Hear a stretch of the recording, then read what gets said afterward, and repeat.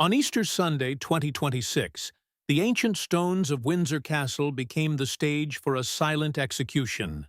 What looked to the public like a routine holiday appearance was actually the final, devastating blueprint of an institutional shift. When Prince William walked toward St. George's Chapel, flanked tightly by Princess Catherine and their three children, the visual messaging was unmistakable. But it was the man standing directly at William's shoulder who sent an icy shock wave through the palace.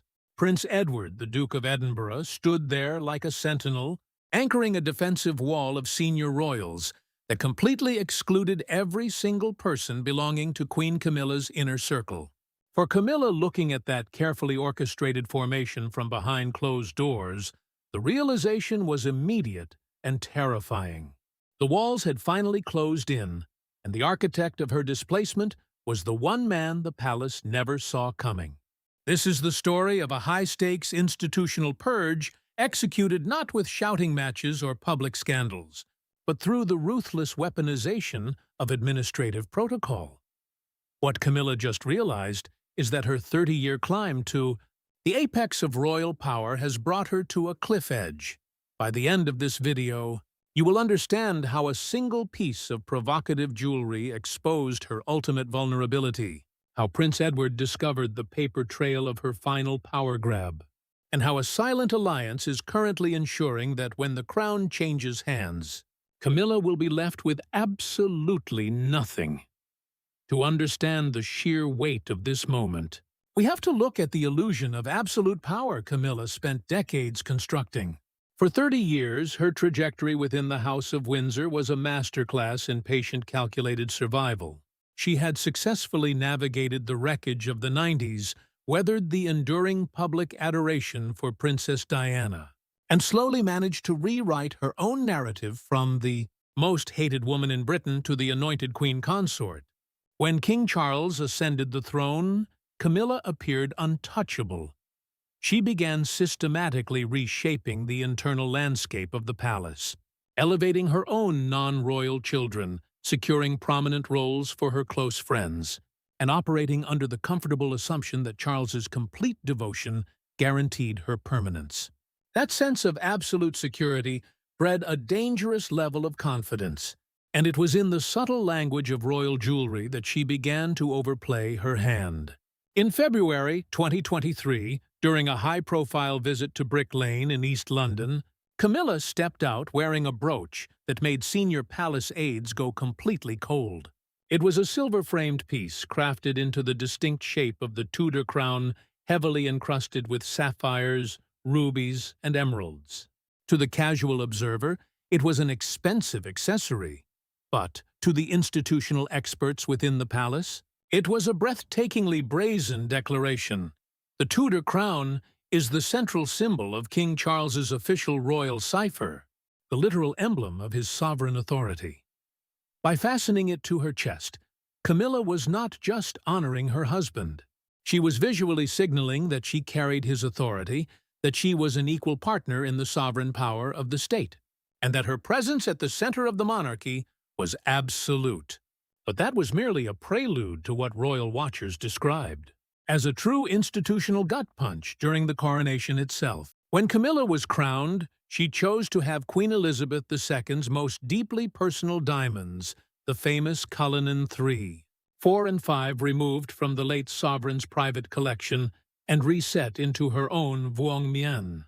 These stones, which Queen Elizabeth had affectionately referred to as Granny's chips, were not ceremonial display pieces. They were intimate symbols of the late Queen's 70-year reign, a visual signature the public had associated with her dignity and sacrifice for decades. For Camilla to reach into a deceased queen's personal jewelry box, while the nation was still actively grieving, was viewed behind palace walls as an act of staggering exploitation. It cracked open the unhealed wounds of the past, reminding the public of the psychological trauma that had defined the Diana era. It signaled that Camilla was eager to erase the old guard and drape herself in the armor of a woman who had represented the exact opposite of everything Camilla stood for. Yet, while the public watched with a growing sense of moral outrage, the internal numbers began to tell a devastating story. By early 2026, public data confirmed that Camilla's approval rating had plummeted to a dismal 42%, while the number of citizens who viewed her negatively climbed to 45%. Her carefully manufactured PR shield was disintegrating. And it was. Right beside these failing numbers that the true threat emerged. Prince Edward, a man who had spent 3 decades working quietly in the background without complaint, maintained a rock-solid 51% approval rating, with only 19% of the public viewing him negatively. In the cold calculus of a modern monarchy, popularity is not just vanity, it is structural leverage. Edward possessed the one currency Camilla desperately lacked: genuine public trust. The catalyst that turned this statistical gap into an active conflict was the rapid public dismantling of Prince Andrew. At 66 years old, Andrew was systematically stripped of his remaining dignities, forced out of his long-time home at Royal Lodge, and banished to Wood Farm on the isolated edges of the Sandringham estate. While the public saw this as a necessary cleansing of a disgraced royal, the fallout hit Prince Edward in a deeply personal way. For years, Edward and his wife, Sophie, the Duchess of Edinburgh, had maintained a quiet, cherished family tradition of spending their Easters at Wood Farm. It was their sanctuary, a stable reward for their uncomplaining service. Andrew's forced relocation abruptly shattered that ritual. What happened next exposed the true steel-lined nature of Prince Edward's character. When Andrew was subsequently investigated on suspicion of misconduct in a public office, Edward was the very first senior royal to visit him. King Charles was staying just 1 mile away at Sandringham, yet the king refused to see his own brother. Edward went, but he did not go to offer comfort. Insiders revealed that Edward delivered a cold, unyielding ultimatum, ordering Andrew to stop dragging out his departure, to cease draining the family's remaining resources, and to accept his complete exile. It was a masterclass in institutional hygiene. Edward proved he was capable of walking into the heart of a family crisis, executing a brutal necessity, and walking out without a single scratch on his reputation. The real breaking point, however, came when King Charles released his highly anticipated honors list. The list was meant to be a formal recognition of those who had carried the monarchy through its darkest moments of illness and absence. Queen Camilla's inner circle was heavily rewarded and protected. Prince William and Princess Catherine received high-profile honors. Yet, despite stepping up to undertake grueling international tours to Papua New Guinea and Japan without a safety net, Prince Edward and Sophie were completely left off the list. The omission was a deliberate public demotion, a message from Camilla's faction that no matter how much labor Edward and Sophie contributed, Camilla's favorites would always sit above them. Edward and Sophie responded with total icy silence. In the palace, that level of restraint is the ultimate warning sign. Edward did not complain, he simply redirected his absolute loyalty.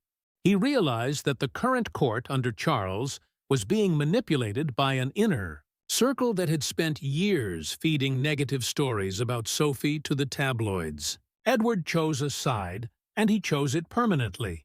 He aligned himself entirely with Prince William, fusing his own flawless institutional standing with the future king's absolute authority. Which brings us back to that fateful Easter Sunday formation. What looked like a simple family photograph was actually the visual execution of Edward's retaliation. Every single placement at Windsor is micromanaged weeks in advance. By locking himself into William's immediate orbit and ensuring that Andrew, Beatrice, Eugenie, and every associate of the Queen's faction were completely pushed out of the frame. Edward was drawing the definitive map of the next reign. The trap had officially sprung. Camilla looked out at that united front and realized the terrifying truth. The map of William's future court has already been drawn, and she does not have a seat at the table.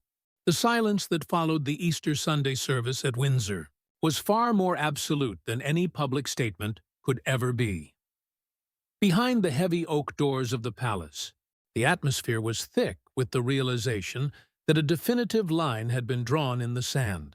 Camilla returned to her private quarters knowing that the visual landscape of the monarchy had shifted beneath her feet. In a panic that she had spent decades hiding beneath a veneer of aristocratic calm, she turned to the one person who had always been her ultimate shield, King Charles. She demanded an intervention. She sought a public correction, a redistribution of protocol, or a renewed honors list that would forcefully re-establish her inner circle at the apex of vouing that life. But what she received instead was a devastating total silence. That silence was the true psychological climax of her long journey. It was not born out of a sudden lack of affection from her husband, but from the unyielding cold physics of the crown itself. King Charles, facing his own profound health battles in 2026, understood a truth that Camilla was desperate to ignore. A reigning monarch cannot fight the future when the future has already consolidated its power. Charles looked at his wife and did nothing, because he knew that any attempt to dismantle the alliance between Prince William and Prince Edward would look like a desperate factional war that the current sovereign could not win. The king's silence was an admission of institutional exhaustion. It was the moment Camilla realized that her absolute protector was effectively powerless against the incoming tide. With that realization came the exposing of what insiders call her profound commercial desperation. For years, the public viewed Camilla as a woman sitting on top of an empire of unimaginable wealth and permanent privilege. The reality is devastatingly different. Camilla owns no sovereign property, controls no state funds, and has no personal claim to the vast territorial wealth of the British monarchy. The true economic engine of the family, the Duchy of Cornwall, belongs entirely and absolutely to Prince William. This estate, generating tens of millions of pounds in liquid revenue every single year, is William's personal kingdom. Even Highgrove House, the country estate, Charles spent decades cultivating, and the place Camilla considers her true sanctuary is actually owned by the Duchy of Cornwall. King Charles literally pays rent to his own son to live there. The moment the crown changes hands, Camilla's right to step foot on that property evaporates. This is where the illusion of absolute power completely shatters against financial reality. When Charles is no longer on the throne, the sovereign grant will pass immediately to William. Camilla will be left entirely at the financial mercy of a new administration, headed by a stepson who remembers every single headline that wounded his mother. She will not have access to the royal vaults. She will not have an independent security apparatus funded by the state without William's explicit authorization. And she will be legally relegated to the position of a dowager queen. She will be forced to retreat to Ray Mill House, her modest private property in Wiltshire, a house that stands as a stark, humbling reminder of the life she lived before she reached for the crown. The transition will not look like a grand retirement, it will look like an administrative eviction. As her financial insulation dissolves, the new order is already executing the systematic restoration of Princess Diana's fractured legacy. For 30 years, Camilla's operation worked tirelessly to push Diana's memory into the deep shadows of royal history, subtly rewriting the narrative to position Camilla as the rightful companion to the throne. But the system has a long memory. Prince Edward and Prince William are now actively allowing the pendulum to swing back with devastating force. It is not happening through dramatic media campaigns, but through the quiet, calculated manipulation of visual space. Portraits of Princess Diana that had been quietly moved to secondary corridors during the early days of Charles's reign are suddenly reappearing in high-traffic diplomatic rooms. More crucially, the symbolic language of jewelry has been weaponized against Camilla once again, but this time she is the target. Princess Catherine has begun wearing Diana's most iconic pieces with a renewed, highly visible emphasis at major state functions. When Catherine steps out into the light wearing the sapphire engagement ring or the lover's knot tiara, it is a deliberate institutional correction. It signals to the global public that the line of dignity, sacrifice, and true royal legitimacy skips completely over the Camilla era, linking Queen Elizabeth directly to Catherine. Camilla is being visually rendered as a temporary anomaly, a brief, transactional chapter in a book that is rapidly being rewritten by the people she tried to suppress. This administrative erasure is already trickling down to her closest allies. Prince Edward's strategy of blocking Camilla's circle from William's future coronation is already manifesting in the daily operations of the palace. Budgets for Camilla's personal staff are being tightly scrutinized and quietly capped.